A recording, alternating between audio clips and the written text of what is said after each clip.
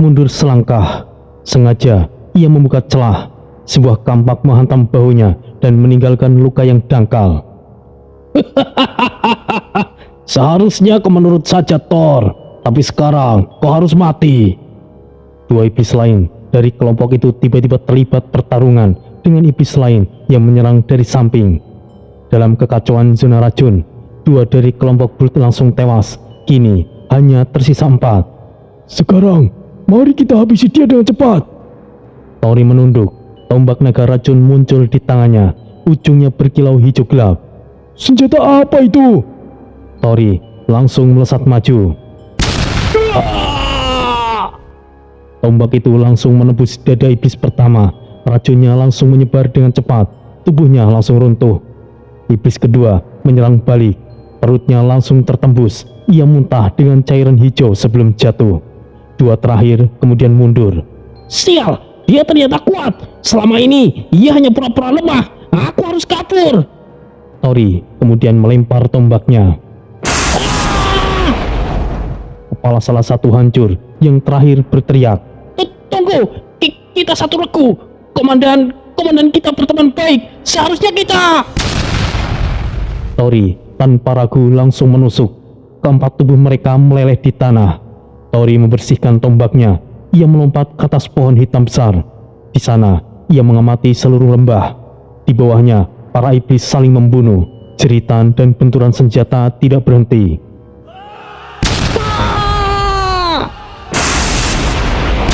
Beberapa menit berlalu, langkah ringan terdengar dari cabang lain.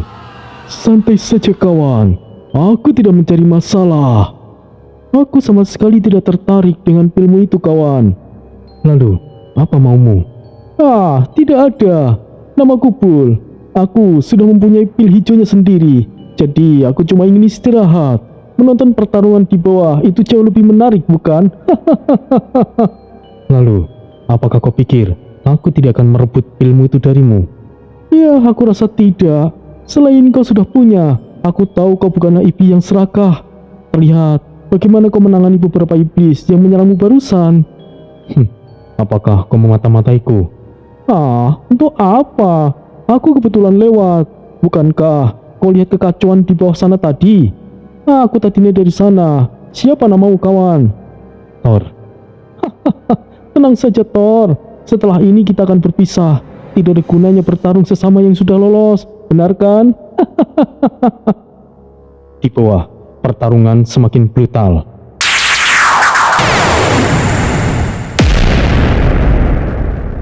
Bull kemudian menggeleng. Setiap seleksi akan selalu seperti ini. Akhirnya, beberapa saat kemudian trompet berat menggema. Seleksi pertama telah selesai. Yang memiliki pil hijau segera meninggalkan zona sekarang. Sepertinya sudah selesai. Sampai jumpa lagi Thor. Semoga kita bertemu lagi di babak berikutnya. Tori kemudian turun dari pohon. Ia menatap zona racun yang penuh dengan mayat, lalu berjalan keluar dengan langkah yang tenang. Ujian seleksi pertama telah berakhir. Tori melangkah menuju ke babak kedua. Arena utama kembali dipenuhi gema langkah para iblis yang selamat dari zona racun. Batu hitam lantai di arena masih lembab oleh sisa uap hijau yang terbawa dari lorong keluar. Kabut racun memang telah tertinggal jauh di belakang. Namun, bau menyengatnya masih menempel di kulit, rambut, dan celah zirah para peserta. Setiap tarikan nafas terasa berat, seolah racun itu sendiri belum sepenuhnya pergi. 30 iblis berdiri berjajar di tengah arena batu hitam. Formasi mereka tidak rapi. Ada yang berdiri tegak dengan dada membusung. Ada yang terpompang pada senjata. Ada pula yang sedikit membungkuk karena luka terbuka di sisi tubuhnya. Darah hitam mengering di beberapa lengan dan kaki. Aura sebagian iblis bergejolak tidak stabil. Reaksi langsung dari pil hijau yang baru saja mereka serahkan kepada pengawas. Di dinding arena, batu spiritual penanda menyala merah terang. Angka 30 terpapang jelas, berdenyut pelan seiring aliran energi dari arena. Suara getaran batu spiritual memecah keheningan. Cross berdiri di panggung tertinggi. Kedua lengannya terlipat di dada. Jubah hitamnya berkibar pelan tertiup arus panas arena. Tatapannya menyapu satu persatu kandidat, berdiri lebih lama daripada mereka yang terlihat terlalu tenang atau terlalu waspada. Baiklah, selamat para calon komandan berikutnya. Kalian tampil dengan luar biasa, tapi setidaknya tidak ada yang menjadi pecundang. Beberapa iblis tertawa kasar. Suara mereka bergema dan saling bertabrakan. Ada yang menyeringai sambil melirik peserta lain. Ada pula yang mendengus tidak senang, menganggap komentar itu sebagai ejekan terbuka. Seorang iblis bertaring panjang berbisik pada rekannya. "Ah, dia pikir kita peduli pujiannya." "Diamlah, selama kita masih berdiri di sini." Keras melanjutkan dengan suara lebih keras. Tekanannya membuat beberapa iblis refleks menegakkan tubuh. "Tes kedua akan dimulai sekarang. Siapapun yang gagal, keluar dari seleksi. Tidak ada pengulangan." Gerbang samping arena kemudian terbuka perlahan. Batu raksasa bergeser, memunculkan lorong menurun yang diselimuti cahaya merah. Panas langsung mengalir keluar, membuat udara di arena berubah dalam hitungan detik. Para kandidat digiring masuk oleh pengawas bersenjata tombak yang panas. Langkah kaki mereka bergema berat saat menelusuri lorong. Setiap langkah terasa seperti berat dari sebelumnya. Batu di dinding memerah samar, retakan kecil memancarkan cahaya api dari dalam. Seorang iblis mengumpat, "Sial, ini panasnya sungguh gila." "Kalau kau tidak kuat, mati saja sekarang." Lorong berakhir di depan sebuah gua besar. Dindingnya berkilau merah tua. Batu itu dilima api tertanam di lantai dan dinding, memancarkan panas berdenyut yang tidak stabil. Uap panas naik dari celah batu, membuat penglihatan sedikit bergelombang. Seorang pengawas melangkah maju dan berteriak, "Tes kedua, ekstraksi esensi batu dilima api. Setiap kandidat harus mengambil satu inti delima api dan membawanya keluar tanpa menghancurkan esensinya. Batu ini tidak stabil, jadi kalian harus berhati-hati." Beberapa iblis menelan ludah. Ada yang menggenggam senjatanya lebih erat, ada pula yang justru tersenyum penuh gairah. Tori berdiri tenang di barisan belakang, matanya menyapu gua secara detail. Retakan batu, aliran panas, denyut energi, semuanya terbaca dengan jelas. Ia tahu cara mengambil inti itu tanpa masalah. Ia juga tahu bagaimana membuat kesalahan kecil yang terlihat fatal. Para kandidat masuk satu persatu. Begitu melewati ambang gua, panas langsung menghantam.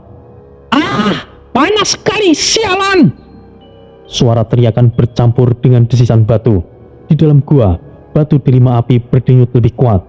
Seorang iblis mengayunkan kampak batu delima api terdekat. Kemudian beberapa kandidat langsung berteriak, "Hei, jangan hancurkan!" Ledakan api merah langsung menyembur. Tubuh iblis itu terbakar, terhempas ke dinding gua. Ceritanya menggema singkat sebelum tubuhnya runtuh menjadi arang hitam. Kandidat lain berteriak, "Dasar idiot, jangan menghancurkan lapisannya!" Tori melangkah ke sebuah delima api besar yang tertanam setengah di dinding. Panasnya begitu kuat, namun stabil. Ia meletakkan tangannya di permukaan batu. Ia mulai menyerap esensi secara perlahan. Aliran auranya rapi, terkontrol.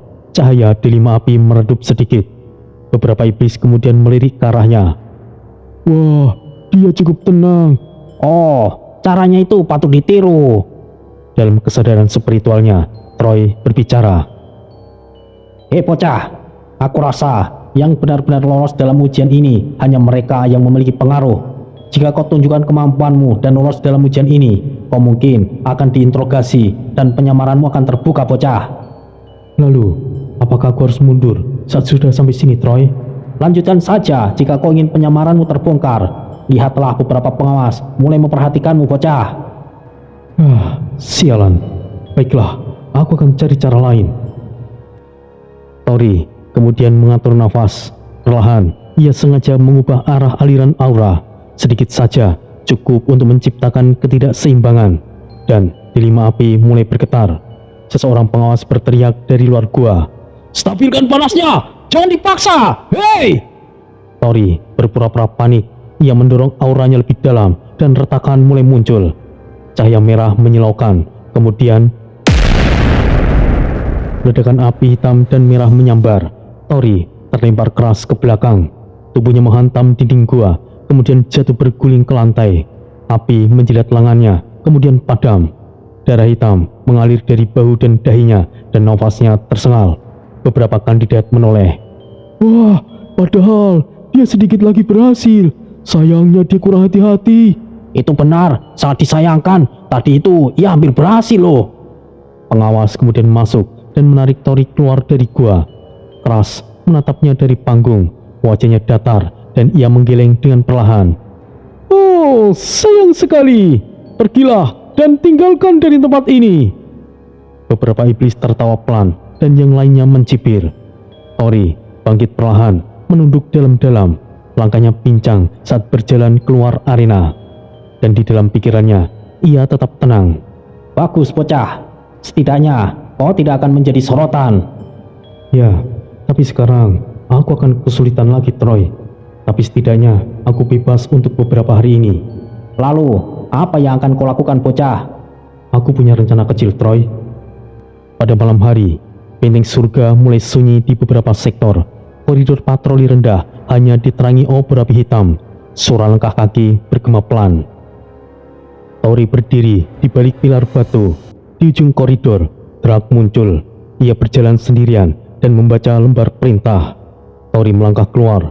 Drak berbalik cepat. Hei, siapa kau? Tebasan cepat, inti aura Drak langsung hancur. Tubuhnya runtuh langsung menjadi abu hitam. Tori mengambil lencana dari dada Drak dan menyematkannya. Langkah lain terdengar. Sosok iblis Flynn muncul. Matanya membesar. Hei, siapa kau? Penyusup! Gerakan cepat. Leher iblis itu langsung tertusuk. Tubuhnya langsung terkulai. Darah hitam langsung menetes. Tori menempel ke dinding. Dan beberapa detik berlalu kemudian sunyi.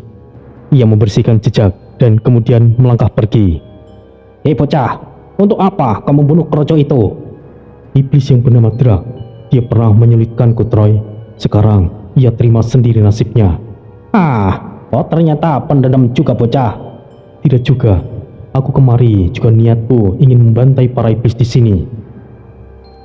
Bayangannya kemudian menghilang dari koridor, bergerak semakin dalam ke wilayah iblis yang telah ia pilih sendiri. Setelah gagal seleksi, Tori kembali ke pos lamanya sebagai bawahan Grok. Tidak ada hukuman tambahan, tidak ada pengawasan khusus. Justru itu yang membuatnya leluasa. Hari-hari kembali diisi dengan rutinitas yang sama. Patroli lorong luar, pengawalan gudang, dan penjagaan penjara sektor rendah. Jika dihitung, waktu sudah berlalu lebih dari 1 bulan. Lorong-lorong benteng surga terasa semakin sempit dan membosankan. Dinding batu hitam selalu lembab. Obor api hitam menyala dengan ritme yang sama, menyisakan asap tipis yang menempel di langit-langit. Jeritan tahanan terdengar hampir di jam yang sama setiap hari. Bagi para iblis lain, itu adalah kehidupan normal. Tapi bagi Tori, itu adalah fase menunggu. Ia menjalani semua tugas tanpa kesalahan. Setiap laporan rapi, setiap patroli selesai tepat waktu. Tidak ada yang mencurigainya. Suatu malam, setelah patroli panjang di sektor barat, Grok duduk di bangku batu barak sambil melepas pelindung lengannya. Suara logam bergesekan terdengar pelan. Keringat hitam mengalir dari kulitnya dan menetes ke lantai batu. Tori duduk tidak jauh, membersihkan senjatanya dengan kain yang kasar. Suasana barak relatif sepi. Beberapa iblis berbaring, tidak ada yang tertidur. Ada hanya untuk menejamkan mata sambil mendengar suara obor. Grok menggeram pelan. Tidak perlu murung begitu, Thor. Seleksi komandan memang omong kosong. Tori menghentikan gerakannya sejenak. Ia mengangkat kepala dan menatap Grok. Maksud komandan? Kau lihat sendiri. Yang lolos itu siapa? Anak buah jenderal, saudara komandan atau titipan? Yang benar-benar kuat tanpa relasi. Ya, hanya jadi hiburan semata di arena. Korupsi dan nepotisme sudah merajalela di wilayah kita ini. Beberapa iblis di barak tertawa singkat. Suara tawa itu cepat hilang. Mereka kembali diam, seolah takut suara itu terdengar di luar barak. Biarlah jika begitu. Aku tidak begitu tertarik menjadi komandan. Mungkin saja bukan keberuntunganku. Sebenarnya ada cara lain, tapi ini bukan jalur resmi. Bukan jalur resmi? Apa itu, komandan? Apakah menyogok atau sebagainya? Tidak, bukan seperti itu. Tapi ini juga bukan sesuatu yang memalukan. Tapi jawabannya ada di Pulau Wak-Wak. Nama itu membuat beberapa iblis barak menoleh. Salah satu dari mereka langsung mengumpat dengan pelan. Ah, tempat sialan itu. Apa komandan sudah gila? Aku pernah dengar nama itu. Tapi bukankah itu hanya mitos? Memang banyak yang mengira begitu. Tapi pulau itu memang ada. Letaknya di luar benteng surga. Tidak terlalu jauh. Melewati laut hitam dan kabut abadi. Tidak semua iblis tahu jalurnya. Tori menyimpan senjatanya ke samping. Kenapa kesana bisa menjadi pilihan komandan? Ya karena buah dari pohon wawak itu. Ruangan barak menjadi lebih sunyi. Api obor terdengar berdesis. Salah satu iblis berbisik dengan nada ngeri. Buah terkutuk itu, memangnya siapa yang bisa mendapatkannya? Benar-benar sudah gila komandan kita ini. Aku dibayar pun tidak akan mau menginjakan pulau itu. Grok melanjutkan tanpa menoleh. Pohon wak-wak bukanlah pohon biasa. Batangnya besar, daunnya lebar dan tebal, dan dari cabangnya tumbuh buah berbentuk manusia. Mulai dari wajah, tangan, kaki, semuanya lengkap. Saat matang, buah itu mengeluarkan suara seperti wak wak wak wak. Nah, seperti itu. Itulah sebabnya dinamakan begitu. Tori mendengarkan tanpa memotong. Wajahnya tetap tenang. Grok kemudian menarik nafas dan melanjutkan. Buah itu bukanlah sekedar benda. Itu memiliki manfaat yang luar biasa. Salah satunya bisa digunakan sebagai sumber kekuatan. Iblis yang memakannya bisa meningkatkan aura, memperpanjang umur, dan bahkan melonjakkan level kekuatan.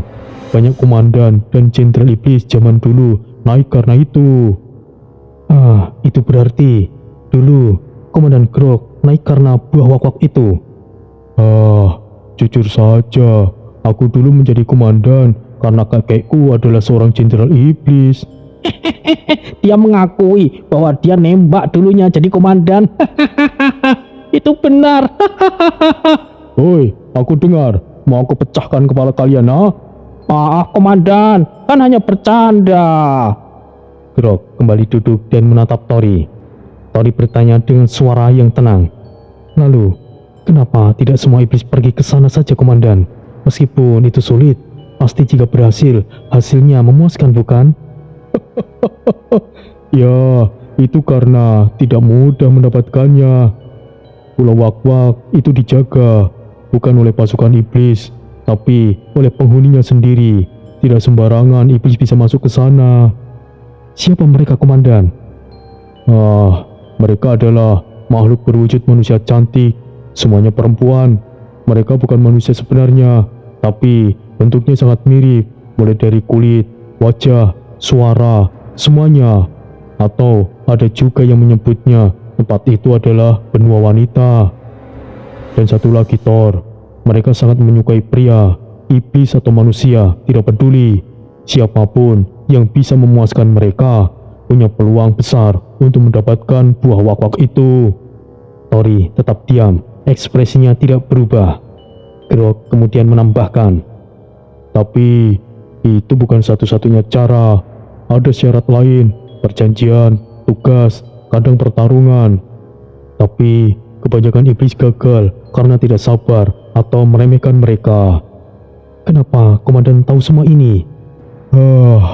Aku pernah hampir ke sana saat kakekku berserta rombongannya ingin ke sana, tapi aku mundur, bukan karena aku takut mati, tapi karena aku sadar aku tidak punya tujuan besar. Lalu, apakah kakekmu berhasil, komandan? Ya, dari 70 orang ke sana, saat itu hanya kakekku yang bisa kembali. Tapi aku tidak tahu bagaimana kakek kemudian dikirim ke pusat inti wilayah iblis. Hingga saat ini aku tidak tahu kabarnya. Aku rasa kakekmu mungkin sudah menjadi iblis besar di sana, komandan. Ya, itu sudah pasti. Komandan, apakah kau menyarankan aku pergi ke Pulau Wak-Wak? Apa kau yakin aku pikir bisa? Kau itu cukup cerdas, Thor. Kau tahu kapan maju dan kapan mundur. Pergi ke Pulau Wak-Wak tidak harus kuat. Bahkan iblis baru lahir dari sarang bisa pergi ke sana. Tapi jika tidak memiliki tekad yang kuat, Jenderal Iblis sekalipun tidak akan bisa keluar lagi. Malam itu, Tori tidak banyak bicara lagi, namun pikirannya terus bekerja. Pulau Wak-Wak, pohon yang menghasilkan buah manusia, penghuni perempuan yang bukan manusia, tapi bukanlah iblis. Tempat yang bahkan dunia bawah hanya dianggap legenda. Tori kemudian bicara dalam hati. Jika pohon itu memang benar ada, maka ini bukan hanya jalan menuju menjadi seorang komandan iblis belaka. Ini bisa menjadi kunci masalah lain. Benua yang berisi para wanita, bukankah itu surga bocah? Hehehe, dunia para apem. Wah, tunggu apa lagi bocah? Ayo kita pergi. Diamlah Troy, aku sedang memikirkannya. Apalagi yang kau pikirkan? Serahkan padaku, aku jago memuaskan mereka. Jangan meremehkan dewa iblis ini. Mau gaya apa? Helikopter, dogi, ketek momong juga bisa. Beberapa hari kemudian, saat patroli bersama Grog di tembok luar benteng, angin gelap berembus pelan, kabut bergerak perlahan di kejauhan. Tori menghentikan langkahnya. Komandan, jika seseorang ingin ke Pulau Wak-Wak, bagaimana caranya? Grog menatap keluar ke arah kabut yang gelap. Ada kapal kecil yang tidak tercatat. Biasanya digunakan pengantar barang terlarang. Aku tahu satu penjaga dermaga yang bisa menutup mata. Dia dulunya adalah bawahan kakekku. Lalu, untuk resikonya bagaimana, Komandan? Ya, jika tertangkap, paling berat hukumannya mati. Tapi jika berhasil, kau bisa kembali dengan status berbeda. Baiklah. Setelah aku pikir-pikir semalam, aku akan pergi, Komandan. Serius, Thor? Ini bukanlah lelucon. Aku serius, Komandan. Aku mengatakan sebelumnya hanya untuk menghiburmu saja. Tapi, baiklah, aku akan membantumu. Tapi setelah kau berangkat, aku tidak bisa melindungimu. Dimengerti, Komandan. Aku tidak akan melibatkanmu. Tapi, jika aku berhasil, aku tidak akan lupa padamu, Komandan. Aku tidak berharap, tapi semoga keberuntunganmu besar, Thor. Beberapa malam kemudian, Tori menyelinap keluar dari benteng surga. Kabut tebal menutupi dermaga batu hitam. Suara air pelan terdengar. Suara kapal kecil layar gelap sudah menunggu. Penjaga dermaga hanya melirik sekilas, kemudian membuang muka. Semuanya berjalan begitu lancar. Kapal itu kemudian bergerak. Air hitam telah terbelah, benteng surga perlahan menjauh.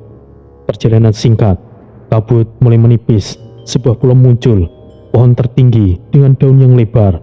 Di tengah pulau, satu pohon menjulang tinggi, cabangnya penuh dengan bentuk yang aneh. Suara aneh itu kemudian terdengar. Tori berdiri di haluan kapal. Sepertinya itulah tempatnya. Kapal kemudian merapat, pasir pucat terhampar, udara terasa berat. Tori turun dari kapal. Kemudian, sosok-sosok perempuan muncul dari balik pepohonan. Mereka mendekat perlahan. Salah satu mereka maju dan tersenyum. Oh, pendatang seorang pria. Salam, namaku adalah Thor. Apakah kau datang untuk buah Wak-Wak? Aku datang untuk memahami pulau ini. Baiklah, kami suka pria yang jujur. Ikuti kami. Jika kau bisa membuat kami puas, mungkin kami akan mengizinkanmu memetik buahnya. Tori melangkah masuk ke Pulau Wak-Wak. Kapal di belakangnya sudah pergi. Kini, ia benar-benar sendirian di tempat yang hanya berani disebutkan dengan bisikan di dunia bawah. Angin laut berembus pelan ketika perahu hitam yang membawa Tori merapat ke dermaga batu. Air di sekitar pulau berwarna gelap kehijauan, permukaannya terang tanpa gelombang besar. Namun, tekanan udara terasa berat dan menekan dada. Aroma asin bercampur bau logam samar menyebar di sekitar dermaga. Langit cerah tanpa awan, matahari menggantung tinggi, memantulkan cahaya terang ke pasir putih yang bersih dan padat. Tidak ada benteng, tidak ada meriam, tidak ada menara pengawas. Dermaga batu itu polos, bersih, seolah jarang diinjak kaki makhluk luar. Yang berdiri di tepi dermaga hanyalah barisan perempuan dengan pakaian sederhana namun rapi. Kain tipis berwarna pucat membalut tubuh mereka, jatuh lurus hingga mata ke kaki. Perhiasan logam kuno melingkar di leher dan lengan mereka, berukir simbol melingkar yang sama dengan ukiran batu di dermaga. Tidak ada senjata yang terlihat, namun aura mereka memancarkan bukan aura lemah. Mereka menyambut Tori dengan ramah. Tidak ada teriakan, tidak ada isyarat ancaman. Beberapa dari mereka melangkah maju dan menunjukkan kepala dengan sikap yang hormat. Yang lainnya tersenyum tipis. Mata mereka tidak pernah lepas dari sosok Tori, seseorang yang sedang mengamati sesuatu yang sudah lama dinantikan. Para perempuan itu memiliki kulit yang pucat berkilau, rambut panjang tergerai rapi, matanya dalam yang tenang namun tajam. Mereka bukanlah manusia. Aura mereka berbeda, lebih tua dari apapun, lebih stabil dari iblis manapun yang pernah Tori temui. Tori turun dari perahu dengan langkah tenang, telapak kakinya menyentuh batu dermaga. Posturnya tegap, bahunya lurus. Aura iblis yang biasanya menekan dan membuat makhluk lain mundur, tapi di tempat itu justru terasa diredam. Tekanan itu tidak hilang, tetapi seolah diserap oleh tanah dan udara di sekitarnya. Tori menyadarinya, namun wajahnya tetap datar. Ia tidak mengubah sikap. Seorang wanita melangkah paling depan, rambutnya hitam legam, tergerai lurus hingga ke pinggang. Wajahnya tenang, garis rahangnya tegas, sorot matanya tajam namun tidak agresif. Dialah yang kemudian memperkenalkan diri. Langkahnya mantap, tidak ragu, dan tidak tergesa-gesa. Seorang wanita bernama Lyria tersenyum dengan lembut. Iblis yang datang tanpa arogan itu sangat jarang. Kau tidak membawa pasukan. Sepertinya kau memiliki tekad. Suara itu datar namun jelas. Tidak ada nada menggoda, tidak ada tekanan tersembunyi. Setiap kata diucapkan dengan ketepatan, seolah ia sudah berbicara dengan banyak makhluk kuat sebelumnya. Di belakangnya, beberapa perempuan saling bertukar pandang. Ada yang mengangkat alis, ada yang tersenyum kecil, ada pula yang memperhatikan tangan Tori, bahunya, dan langkah kakinya. Tori menatap Lyria tanpa berkedip. Ia tidak menunjukkan sikap merendahkan, tidak ada niat pamer kekuatan. Kedua tangannya tertaut di belakang punggung. Aku datang untuk belajar dan untuk memahami pulau keramat ini. Beberapa perempuan saling melirik, ekspresi mereka berubah tipis. Oh, kau bicara seakan kau seperti manusia saja. Tawa kecil keluar dari beberapa mulut. Nada mereka ringan, tidak mengejek, seolah kalimat itu dianggap menarik. Para wanita saling berpandangan, beberapa tersenyum, seakan mereka memikirkan hal yang sama. Salah satu perempuan berambut keperakan melangkah mendekat. Ia berdiri di sisi kiri Tori. Jaraknya begitu dekat, terlalu dekat untuk ukuran pertemuan formal. Ia tidak menyentuh, hanya berdiri, mengamati dari jarak yang membuat kehadirannya jelas terasa. Perempuan berambut perak itu berkata, Memahami pulau Wak-Wak bukanlah perkara kecil. Banyak yang datang dengan niat berbeda. Jika kau tidak kehilangan tekadmu, kau mungkin tidak akan pernah kembali. Perempuan lain melanjutkan, Dan lebih sedikit lagi yang bisa diperlakukan sebagai raja di sini. Semoga kau salah satu yang istimewa iblis tampan. Lyria mengangkat satu tangannya. Gerakannya sederhana. Para perempuan itu langsung menahan diri. Suasana kembali terkontrol. Ia menatap Tori sekali lagi. Baiklah, kami bisa merasakan tekadmu. Kau bisa melihat-lihat sekitar dan nikmati harimu. Ia berbalik, memberikan isyarat ke arah jalan baru yang membentang di dermaga menuju bagian dalam pulau. Jalan itu bersih, tersusun dari balok batu abu yang pucat. Di kiri dan kanan, pepohonan tinggi berdaun lebar berdiri rapi. Batangnya tebal, akarnya mencengkram tanah dengan kuat. Di kejauhan, terlihat bangunan batu melingkar, seperti aula terbuka tanpa dinding yang penuh. Lakukan semaumu, tapi jangan coba-coba untuk mendekati pohon suci kami. Tori mengangguk singkat. Kemudian, Tori melangkah mengikuti mereka. Begitu ia bergerak, para perempuan mulai mengelilinginya. Mereka bergerak alami, tidak menghalangi jalan. namun selalu berada di sekitarnya, seolah mereka memastikan Tori tidak pernah sendirian. Langkah kaki mereka teratur, tawa kecil terdengar, dan desahan ringan pun terasa. Tampan. Aku sangat kepanasan. Di sepanjang jalan, beberapa perempuan mulai berbicara bergantian. Nada mereka santai dan penuh minat.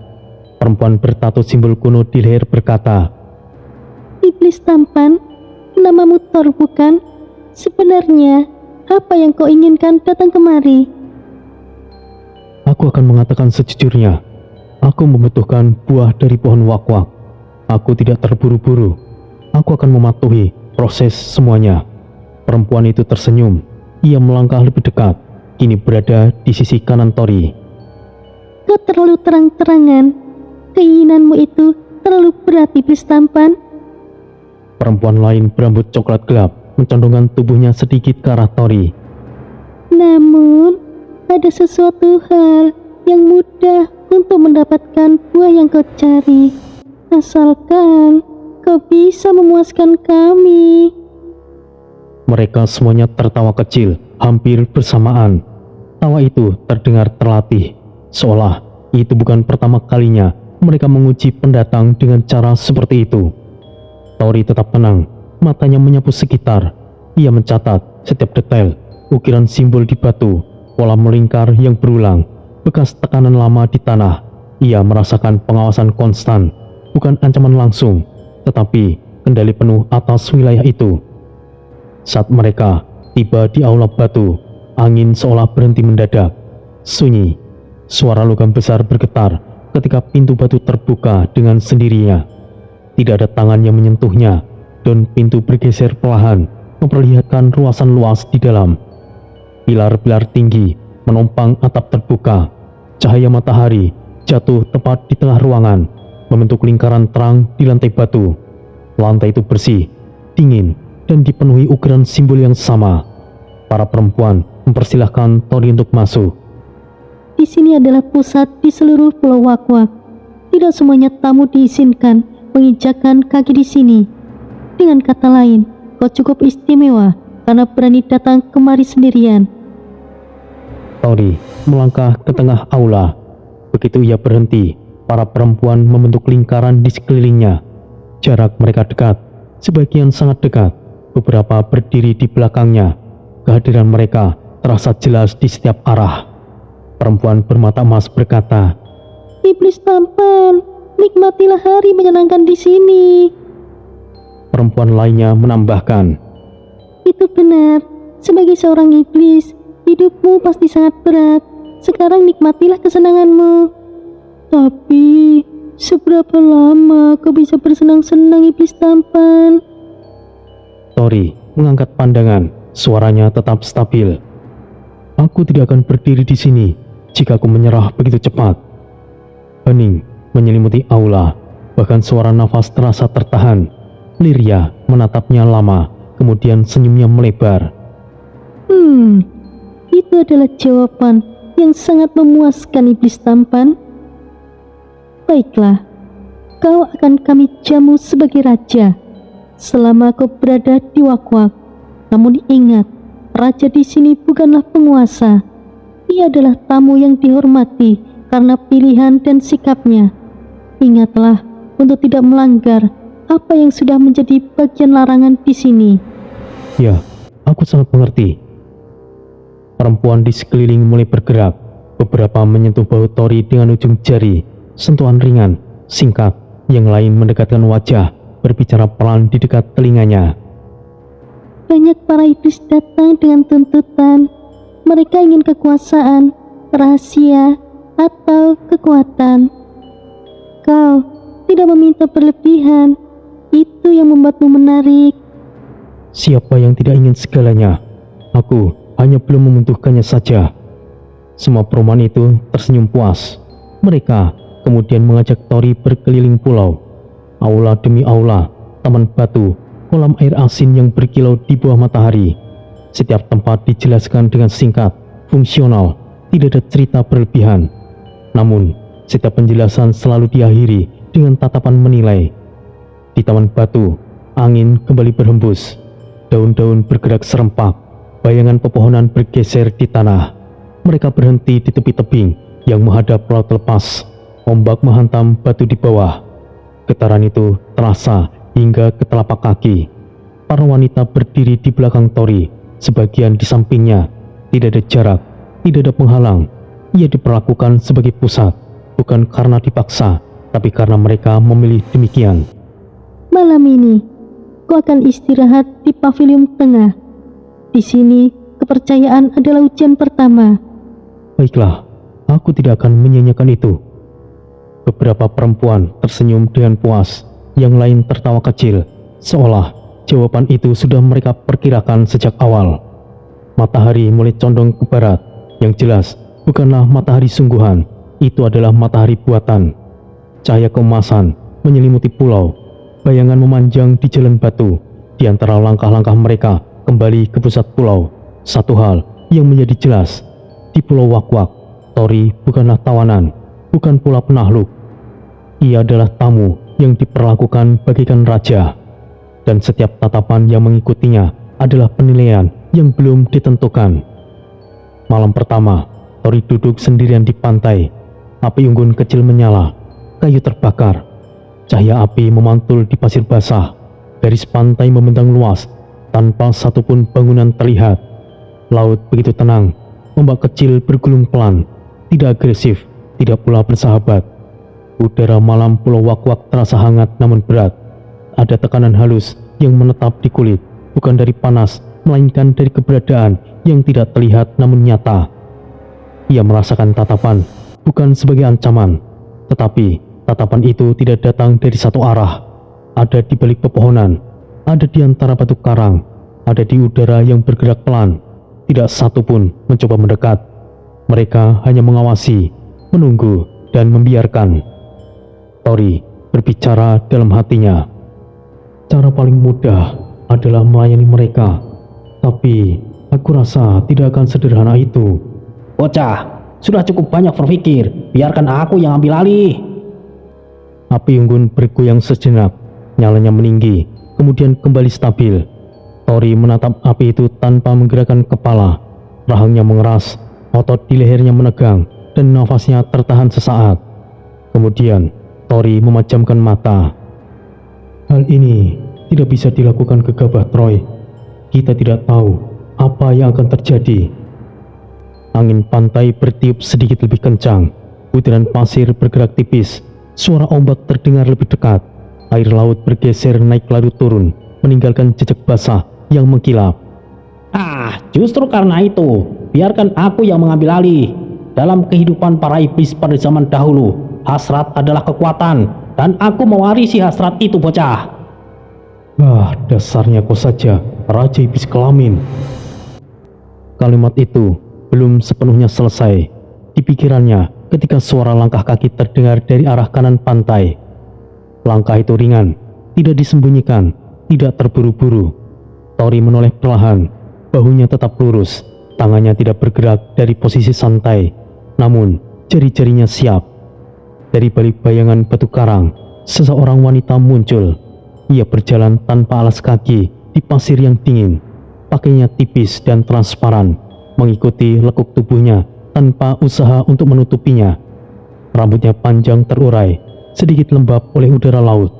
Kulitnya pucat dengan kilau halus saat terkena cahaya api unggun. Tatapannya tenang, langsung tertuju pada Tori. Wanita itu berhenti beberapa langkah dari api. Api memantulkan bayangan kakinya. Pasir berdesir saat ia menggeser berat tubuhnya. Kau belum tidur, iblis tampan? Nada suaranya rendah dan stabil, tidak menggoda berlebihan, tidak dingin. Ia berbicara seolah kehadirannya adalah hal yang wajar. Tori mengamati wajahnya, nafasnya teratur, tidak ada perubahan sikap yang tergesa. Apa yang membawamu ke sini, Nona? Wanita itu melangkah satu langkah lebih dekat. Api unggun memantulkan bayangan tubuhnya ke pasir. Bayangan itu memanjang, lalu memendek mengikuti geraknya. Sungguh dingin sekali. Apakah kau tidak menginginkan sesuatu? Ia duduk di sisi berlawanan api. Jaraknya cukup dekat hingga Tori bisa merasakan panas tubuhnya bercampur dengan panas api. Tidak ada sentuhan, namun kehadirannya terasa jelas. Tekanan halus kembali muncul, lebih terarah. Apa yang kau inginkan, Nona? Wanita itu menggiling pelan. Ia mendekat hingga dadanya menempel di lengan Tori. Lembut, hangat, kenyal. Tekanan itu terasa nyata. Aku datang karena aku ingin. Hening sesaat. Ombak terus bergulung. Api unggun berderak kecil. Kayu bergeser. Tori menatapnya tanpa berkedip.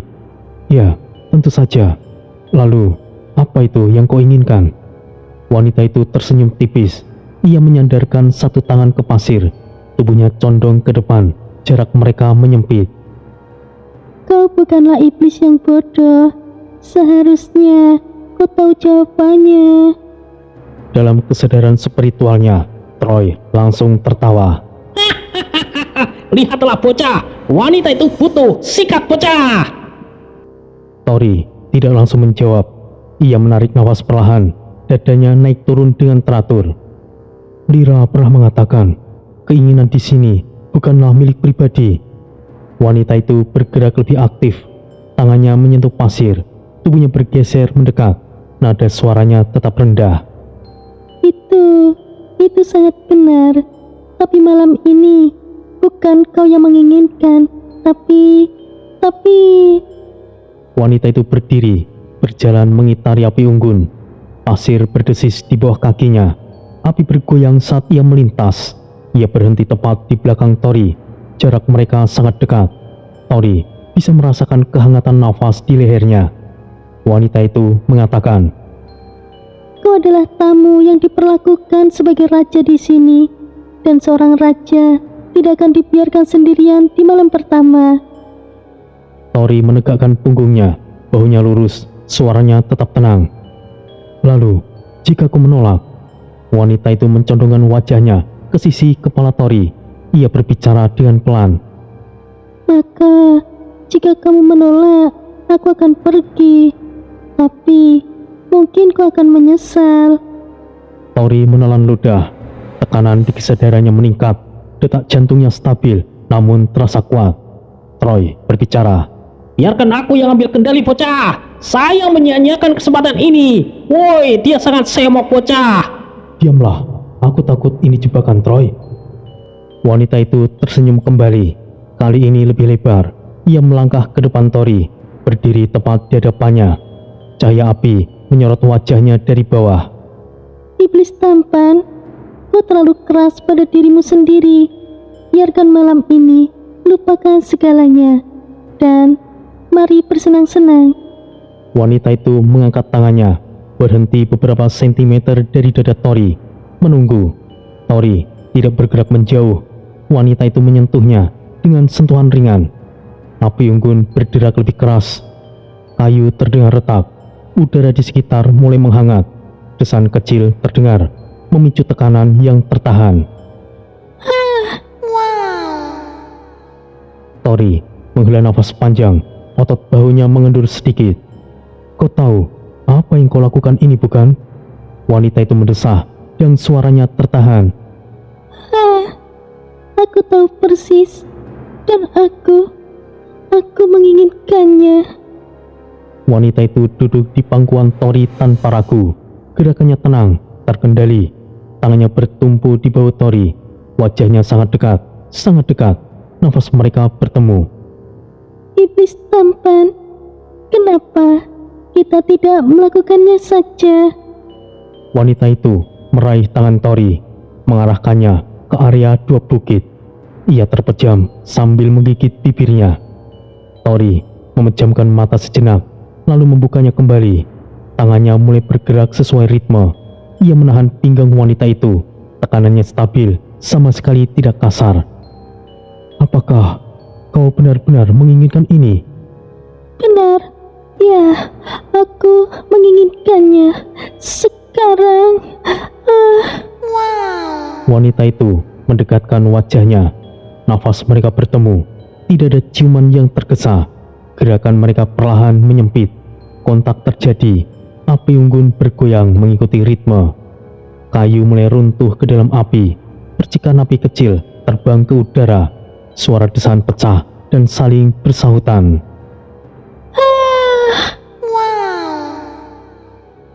Malam terus berjalan. Mereka tidak banyak bicara. Suara mereka rendah. Ada sedikit teriakan. Tidak ada gerakan kasar. Semuanya berjalan halus dan menyenangkan. Nafas mereka teratur. Tekanan meningkat terlalu reda. Di kejauhan, ombak menghantam karang. Tatapan yang sejak tadi mengawasi tetap diam. Tidak satupun mendekat, tidak satupun pergi. Tidak ada perubahan sikap dari penjaga yang tidak memastikan diri. Pulau Wak-Wak membiarkan malam itu terjadi. Dua sosok yang tenggelam ke dalam kesenangan. Api unggun terus menyala meskipun kayu mulai menyusut dan panasnya stabil. Dan lagi-lagi semut sedang lewat dan bernyanyi. Sementara itu, di luar pintu surga, markas sementara manusia. Malam telah turun sepenuhnya di luar pintu surga. Langit hitam pekat tanpa bintang. Awan tebal menggantung rendah, bergerak perlahan mengikuti arus dingin yang turun dari pegunungan.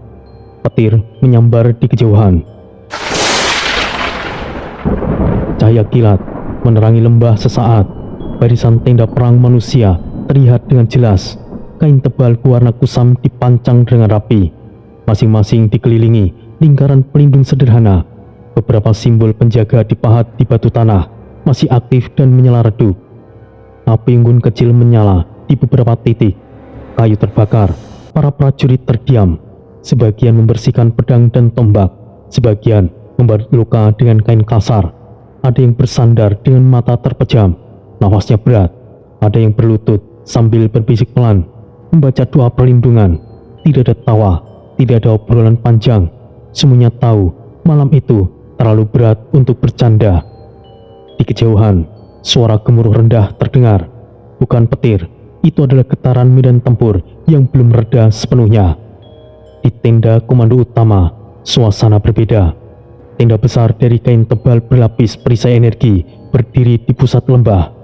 Pilar logam ditanam dalam tanah, terhubung dengan formasi penguat. Setiap beberapa detik, simbol batu spiritual berdentang pelan. Di dalamnya, meja batu besar dipenuhi peta medan, batu kristal komunikasi, dan gulungan laporan. Beberapa kristal menyala redup, menampilkan posisi pasukan dan zona berbahaya. Lampu batu spiritual tergantung di atas, memancarkan cahaya kuning yang redup. Nyai Sekarpati berdiri di tengah, jubah merahnya berkibar pelan meski tidak ada angin. Aura peringkat ke-9 memancar tanpa ditahan. Tekanan energi membuat udara terasa berat. Matanya menyala merah. Ki Sang-Hyang Wiku duduk di kursi batu di sisi meja. Wajahnya tenang, namun tangan tuanya mengepal di pangkuan. Urat di punggung tangannya menonjol.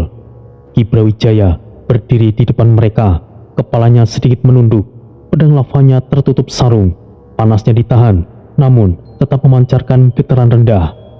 Nyai Sekarpati berbicara, suaranya tajam. Brawijaya, bisa-bisanya kau biarkan Tori pergi begitu saja. Bagaimana jika sesuatu terjadi padanya? Suara itu menggema di dalam tenda. Kristal komunikasi bergetar pelan. Ki Brawijaya angkat kepala. Wajahnya pasrah, tapi matanya tidak menghindar. Nyai, aku sudah mencoba menghentikan, tapi emosinya sedang tidak stabil. Aku takut mengekangnya. Sekalipun aku menggunakan kekuatan, anak itu tidak bisa aku hentikan. Jika aku memaksanya, yang terjadi bukanlah pencegahan, tapi benturan yang bisa menghancurkan formasi kita sendiri. Nyai Sekarpati mendengus, aura merahnya meledak dari tubuhnya.